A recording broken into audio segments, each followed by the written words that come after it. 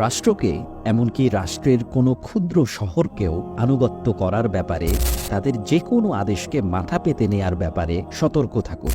রাষ্ট্রের আনুগত্যে পরিপূর্ণভাবে একবার ঢুকে গেলে তার দাসত্বে আটকা পড়বেন। তখন সেখান থেকে বের হওয়ার শত চেষ্টা করলেও বের হতে পারবেন না। এই সতর্কবাণী ১৯ শতকের আমেরিকান কবি ওয়াল্ট হুইটম্যান তার কবিতা সমগ্র লিভস অফ গ্রাসে উল্লেখ করেছিলেন। বাস্তবিক পক্ষে যে কোনো জাতি রাষ্ট্রের ব্যাপারে হুইটম্যানের এই সতর্কবার্তা সত্য। রাষ্ট্র সাধারণত তার অনুগত কিছু মানুষ দ্বারা আইন প্রণয়ন করে বাকি জনগণদের সেই গুটি কয়েক মানুষের দাসত্বে আটকে রাখে, আর বেশিরভাগ মানুষই সেই আইনের বশবর্তী হয়ে পড়ে, বিনা প্রশ্নে রাষ্ট্রের কাছে সঁপে দেয় নিজেকে। যাই হোক, প্রশ্ন হচ্ছে, এই আধুনিক যুগে মানুষকে রাষ্ট্রের প্রতি এমন দ্বিধাহীন দাসত্বে আবদ্ধ করে রাখার জন্য রাষ্ট্র কি কি মাধ্যম বা হাতিয়ার ব্যবহার করে? উত্তর অনেক দিক থেকে হতে পারে, তবে সহজে ব্যাখ্যা করার জন্য আমরা নাগরিক রাষ্ট্রের দুটি গুরুত্বপূর্ণ ইনস্টিটিউশন বা হাতিয়ার নিয়ে আজকে আলোচনা করব, যেগুলো ব্যবহার করে রাষ্ট্র মানুষকে তার প্রতি বশ করে রেখেছে। এর মধ্যে প্রথম হাতিয়ার হল শিক্ষা ব্যবস্থা বা পাবলিক এডুকেশন সিস্টেম। উল্লেখ্য, আমরা এখানে পাবলিক এডুকেশন সিস্টেম বলতে প্রাইভেট এডুকেশন সিস্টেমের বিপরীত কিছু বোঝাবো না।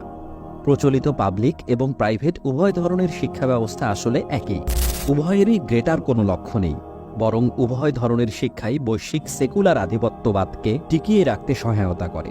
তাই স্টেট রান বা পাবলিক এডুকেশন সিস্টেম বলতে আমরা প্রচলিত শিক্ষা ব্যবস্থাকেই বোঝাবো। পাবলিক এডুকেশন সিস্টেমকে পশ্চিমা বিশ্বের এক অনবদ্য অবদান হিসেবে দেখা হয়। শিক্ষা ব্যবস্থা যদি পাবলিক না হতো, তাহলে শিক্ষার মতো মৌলিক একটা অধিকার কেবল বিত্তশালী মানুষের নাগালেই থাকত। যাদের অর্থবিত্ত কম, তারা সহজে শিক্ষা লাভ করতে পারত না। এটা সত্য, কিন্তু এটা যেভাবে মানুষের মন, মগজ এবং চিন্তাধারাকে রাষ্ট্রের আকার ছকে আকৃতি দেয়, সেটা কি আসলেই মানুষকে মানুষের নিজের স্বাধীনতায় চিন্তা করতে দেয়? পূর্ববর্তী সময়ে মুসলিমরা যখন পুরো বিশ্ব শাসন করত, অর্থাৎ মুসলিমদের স্বর্ণযুগে, শিক্ষা ব্যবস্থা কিন্তু এমন ছিল না। পশ্চিমাদের মতো তখন শিক্ষা এমন সেন্ট্রালাইজড ছিল না। শিক্ষার ওপর আমির বা খলিফার একচ্ছত্র নিয়ন্ত্রণ ছিল না, নিয়ন্ত্রণ ছিল আলেম বা স্কলারদের হাতে। ইসলামের প্রথম দিকে শিক্ষা প্রতিষ্ঠান ছিল মসজিদের সাথে যুক্ত। পরে আস্তে আস্তে এটার বিস্তৃতি আরও বাড়তে থাকে, বিভিন্ন হালাকা, পাঠচক্র ইত্যাদি গড়ে ওঠে। এখানে সমাজের যে কেউই শিক্ষা লাভ করতে পারত। এর অর্থায়ন হতো সমাজের মানুষের নিজস্ব উদ্যোগে তৈরি বিভিন্ন সংস্থার মাধ্যমে, বিশেষ করে ওয়াকফ ব্যবস্থার মাধ্যমে। ফলে কেন্দ্রীয় শাসক চাইলেও নিজের মতো করে এটাকে নিয়ন্ত্রণ করতে পারত না। কিন্তু বর্তমান যুগে আধুনিক পশ্চিমা বিশ্বের প্রচলিত পাবলিক এডুকেশন সিস্টেম রাষ্ট্র কর্তৃক নিয়ন্ত্রিত। ফলে কেন্দ্রীয় শাসক তার পালিত শিক্ষাবিদ এবং বুদ্ধিজীবীদের মাধ্যমে এমনভাবে কারিকুলাম সিলেবাস প্রণয়ন করে, যা পরোক্ষভাবে আসলে তার ক্ষমতাকেই পাকাপোক্ত করে, নিজেকে যে কোনো প্রশ্ন এবং প্রতিরোধের ঊর্ধ্বে রাখে। এই শিক্ষা ব্যবস্থার মাধ্যমে সে মানুষের চিন্তা জগৎকে সীমিত করে ফেলে, কেন্দ্রের ঠিক করে দেয়া কিছু ব্যক্তিকে কেন্দ্র করে একটা কাল্ট গড়ে তোলে এবং মানুষকে দ্বিধাহীনভাবে সেই কাল্টের আদেশ মেনে নিতে বাধ্য করে। বাংলাদেশের বর্তমান প্রেক্ষাপটে দেখুন, এলজিবিটি সমকামিতার মতো একটা ইস্যুকে কিভাবে স্বাভাবিকীকরণ করা হচ্ছে। ছোট ছোট বাচ্চাদের বইয়ে এই বিকৃত মতবাদগুলো এমনভাবে ঢুকিয়ে দেয়া হয়েছে যে তারা ছোটবেলা থেকেই চিন্তা করতে করতে বড় হবে এই বিকৃতিগুলো স্বাভাবিক। এভাবেই রাষ্ট্রের প্রণীত জাতীয় শিক্ষা ব্যবস্থা মানুষের জীবনযাত্রা, মন, মগজ এবং চিন্তাধারা গঠন করে, মানুষকে তার ঠিক করে দেয়া ছকে চলতে বাধ্য করে। এই ইনস্টিটিউশনের অন্ধকার বাস্তবতা সম্পর্কে এই সিস্টেমের ভেতরের লোকজনই বলেছেন, লিখেছেন। যেমন জন টেইলর গ্যাটো, আমেরিকার একজন জনপ্রিয় শিক্ষক, যিনি প্রথমে পাবলিক এডুকেশনের একজন অফিসিয়াল ছিলেন। পরে তিনিই হয়ে ওঠেন এই ব্যবস্থার একজন কড়া সমালোচক। তিনি লেখেন, স্কুলগুলোর উদ্দেশ্য হল এমন মানুষ বা নাগরিক তৈরি করা যাদের আচরণকে নিয়ন্ত্রণ করা যাবে, অথবা আগে থেকেই যাদের আচরণ প্রেডিক্ট করা যাবে, এবং শিক্ষা প্রতিষ্ঠানগুলো এটা সফলভাবেই করতে সমর্থ হয়। এই নিয়ন্ত্রিত ব্যক্তিগুলো সুনাগরিক হলেও বাস্তবে তারা ডাম্ব। তারা 6 বা 7 ডিজিট উপার্জনকারী কর্পোরেট হতে পারে, সিকিউরড সরকারি চাকরিজীবী হতে পারে, কিন্তু একজন স্বাধীন মানুষের প্রসঙ্গ আসলে তারা আসলেই অপ্রাসঙ্গিক। এছাড়াও নোম চমস্কিও তার আন্ডারস্ট্যান্ডিং পাওয়ার বইতে লেখেন, রাষ্ট্রের বিদ্যমান ক্ষমতা কাঠামোতে শিক্ষা প্রতিষ্ঠানের ভূমিকা হচ্ছে কেবলই মানুষকে রাষ্ট্রের বাধ্যগত নাগরিক হিসেবে গড়ে তোলার জন্য প্রশিক্ষণ প্রদান করা, যারা রাষ্ট্রের যে কোনো সিদ্ধান্তের প্রতি শুধু জি হুজুর টাইপ কথা বলবে। অনেকের কানে এসব কথা বিদ্রোহের মতো লাগতে পারে, কিন্তু ইতিহাসের দিকে তাকালে দেখা যায় বিদ্যমান শিক্ষা কাঠামোর মানুষকে নিয়ন্ত্রণের এই উদ্দেশ্য একদম শুরু থেকেই ছিল।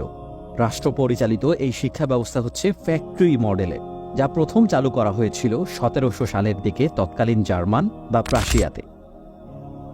আবারও জন টেইলর গ্যাটোর কাছে যাওয়া যাক। তিনি তার ওয়েপন্স অফ ম্যাস ইনস্ট্রাকশন বইয়ে বলেন, আশ্চর্যের বিষয় হচ্ছে আমরা উৎসাহের সাথে প্রাশিয়ান সংস্কৃতিকে গ্রহণ করে নিয়েছি। এটি এমন একটি শিক্ষা ব্যবস্থা যা শিক্ষার্থীদেরকে বুদ্ধিবৃত্তিকভাবে অন্ধ এবং পঙ্গু করে দেয়, তাদের নেতৃত্ব গুণ নষ্ট করে দেয় এবং তাদেরকে রুলিং এলিটের প্রতি বিনয়ী ও বাধ্যগত হিসেবে তৈরি করে। আলবার্ট আইনস্টাইনও তার বুদ্ধিবৃত্তিক উদ্ভাবনী চিন্তার পেছনে কোনো দিন রাষ্ট্র কর্তৃক বাধ্যতামূলক এই শিক্ষা ব্যবস্থাকে ক্রেডিট দেননি। আইনস্টাইন তার স্কুল জীবনের স্মৃতিচারণ করে বলেছিলেন, স্কুলে থাকতে বার্ষিক পরীক্ষা শেষ করে যে বিষয়ে তিনি বিপ্লব ঘটাতে চেয়েছিলেন, দেখলেন যে সে বিষয় তার কোনোই কাজে আসছে না। তিনি বলেন, আমি দেখলাম যে পুরো একটা বছর আমি যে বৈজ্ঞানিক সমস্যাগুলো পড়েছি সেগুলোতে কোনো আগ্রহই আমি পাচ্ছি না। আইনস্টাইনের মতে বাধ্যতামূলক রাষ্ট্র পরিচালিত শিক্ষা ব্যবস্থার অন্যতম বড় ত্রুটি হল তাদের শেখানোর রাস্তাটা জবরদস্তিমূলক, যাকে বলে মানুষের উপর চাপিয়ে দেয়া। এ তো গেল পশ্চিমাদের ব্যাপারে, যাদের নিজেদের উদ্ভাবিত শিক্ষা ব্যবস্থা তাদেরকেও কোনো বাস্তবিক সফলতা দিচ্ছে না। তাহলে অন্যান্য জাতিদের কি অবস্থা? আপনি হয়তো প্রায় হা হুতাশ করে থাকেন যে মুসলিমদের মধ্যে কেন আগের মতো এখন আর পলিম্যাথ তৈরি হয় না, কেন আগের মতো একাধারে বহু বিষয়ে বিশেষজ্ঞ স্কলারদের দেখা মেলে না, কেন ইবনে হাইসাম, ইবনে খালদুন, ইবনে সিনা প্রমুখ ব্যক্তিদের মতো মানুষ জন্ম নেয় না। উত্তর একটাই, এই শিক্ষা ব্যবস্থা। এই শিক্ষা ব্যবস্থা আসলে পলিম্যাথ তৈরির জন্য না, এটা কেবল রাষ্ট্রের আর বহুজাতিক কোম্পানির চাকর বানানোর জন্য। তাও এখানে চাকরির বাজারের একটা বিষয় প্রাতিষ্ঠানিক পড়া শেষ করতেই জীবনের 30টা বছর পার হয়ে যায়। তারপরও মানুষ ওই নির্দিষ্ট বিষয়ে অভিজ্ঞ হয়ে উঠতে পারে না, তাকে আবার নতুন করে চাকরির বাজারের জন্য পড়তে হয়, নতুন করে প্রস্তুতি নিতে হয়। এই স্কুল সিস্টেমে দশক ধরে শিক্ষার্থীদের মগজ ধোলাই করা হয়। ব্রুস লেভিন তার রেজিস্টিং ইললেজিটিমেট অথরিটি বইতে লেখেন, গ্র্যাজুয়েট হতে হতে একজন শিক্ষার্থী চিন্তাগত দিক থেকে পুরোপুরি নিষ্ক্রিয় হয়ে যায়। বিদ্যমান ক্ষমতা কাঠামোর বাইরে সে কখনোই চিন্তা করতে পারে না, বরং এর দ্বারা সে কেবল নির্দেশিত হতে শেখে। এর পুরস্কার এবং শাস্তিকে খুবই গুরুত্ব সহকারে নিতে শেখে। সে কখনোই রাষ্ট্রের জুলুম ও অন্যায়ের বিরুদ্ধে গিয়ে কিছু করতে চায় না, তার সেই সাহসী মনকেই নষ্ট করে দেয়া হয়। এইভাবে জাতীয় রাষ্ট্রের প্রতি নিঃসংকোচ আনুগত্য তার স্বভাব হয়ে ওঠে। এটার ছাঁচের বাইরে চিন্তা করাকে, কোনো পদক্ষেপ নেয়াকে তার সামনে ঠাওরানো হয় সন্ত্রাস হিসেবে। এখন প্রশ্ন হলো, শিক্ষা ব্যবস্থার যদি এই অবস্থা হয়, তাহলে গণমাধ্যম কি মানুষকে এই জাল থেকে বের করতে পারে? উত্তর হচ্ছে না। গণমাধ্যমও মানুষকে স্বাধীনতা দেয় না, সত্য এবং সঠিক বার্তা মানুষের সামনে সে আনে না। আর হ্যাঁ, জনগণকে নিয়ন্ত্রণের দুটো ইনস্টিটিউশন বা হাতিয়ারের আরেকটি কার্যকরী টুল হচ্ছে গণমাধ্যম। গণমাধ্যম মানুষের সামনে তাই উপস্থাপন করে যা মানুষকে শান্ত রাখবে, রাষ্ট্রের প্রতি আনুগত্যশীল করে রাখবে, গ্লোবাল এজেন্ডার প্রতি মানুষকে নমনীয় করে তুলবে। আপনি যত মেইনস্ট্রিম মিডিয়াকে অনুসরণ করা বাদ দিবেন, বায়াসড হওয়ার সম্ভাবনা তত কম, আপনার সুখে থাকার সম্ভাবনা তত বেশি। আমেরিকার তৃতীয় প্রেসিডেন্ট থমাস জেফারসন বলেন, নিউজ পেপার পড়া বাদ দেওয়ার পর থেকে আমার নিজেকে বেশি সুখী মনে হয়। বাংলাদেশের সাম্প্রতিক সময়ে এলজিবিটি সমকামী এজেন্ডা আমদানির পেছনে এই মেইনস্ট্রিম মিডিয়া বাহন হিসেবে কাজ করছে, যা আমরা সবাই দেখেছি। বিকৃত চিন্তার এবং অসুস্থ বৈশিষ্ট্যের মানুষগুলোকে কিছু টিভি চ্যানেল হিরো হিসেবে উপস্থাপন করছে সাধারণ মানুষের সামনে। মেইনস্ট্রিম গণমাধ্যমের বায়াসড আচরণের আরেকটা বাস্তব উদাহরণ হচ্ছে বাংলাদেশে ইসলামপন্থী কোনো দল এবং বিশেষত আলেমদের এবং মাদ্রাসায় পড়ুয়াদের মিডিয়ায় উপস্থাপন। যখন কোনো সেকুলার দল অথবা গোষ্ঠী তাদের দাবি দাওয়া আদায়ে রাস্তায় নামে, তখন মিডিয়ার শিরোনাম হয় জনতার অধিকার আদায়ের আন্দোলন, এই টাইপের কিছু হিসেবে। আর যখন ইসলামপন্থী কেউ তাদের অধিকার, তাদের বিশ্বাসের প্রতিরক্ষায় রাস্তায় নামে, তখন সেটাকে দেখানো হয় তাণ্ডব হিসেবে। এইভাবে মেইনস্ট্রিম মিডিয়া এক পক্ষকে না মানুষ, অধিকারহীন প্রাণী হিসেবে সমাজে উপস্থাপন করে। অনস্তিত্ব জিনিসও মিডিয়ার বদৌলতে অস্তিত্ব পায়। সত্যকে সে মিথ্যা, মিথ্যাকে সে সত্য হিসেবে উপস্থাপন করে। বর্তমান এলজিবিটি আন্দোলনের পেছনে মিডিয়া একটি শক্তিশালী ভূমিকা পালন করেছে। নারী পুরুষের স্রেফ মনে করার উপর ভিত্তি করে সে পুরো অবৈজ্ঞানিক একটা কাজকে অনেকটা মূলধারার আন্দোলন হিসেবে দাঁড় করিয়ে ফেলেছে।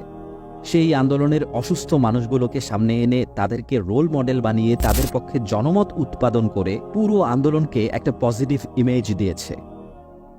কিন্তু মিডিয়া কেনই বা সত্যের উপর এমন ধোঁকাবাজি এবং মিথ্যাকে প্রশ্রয় দেয়? নোম চমস্কি তার বই মিডিয়া কন্ট্রোলে উল্লেখ করেন, বিভিন্ন রাজনীতিবিদদের মতো গণমাধ্যমও গুটি কয়েক এলিট ব্যক্তিদের অধীন। এরা নিজেদের স্বার্থে বিকৃত মতবাদগুলোকে সামনে আনে। বিংশ শতাব্দীর সাংবাদিক ওয়াল্টার লিপম্যান সংক্ষেপে বিষয়টি চিত্রিত করেছেন। তিনি মিডিয়ার দর্শকদেরকে বিওয়াইল্ডার্ড হার্ড বা বিভ্রান্ত ভেড়ার পাল বলে আখ্যায়িত করেছেন।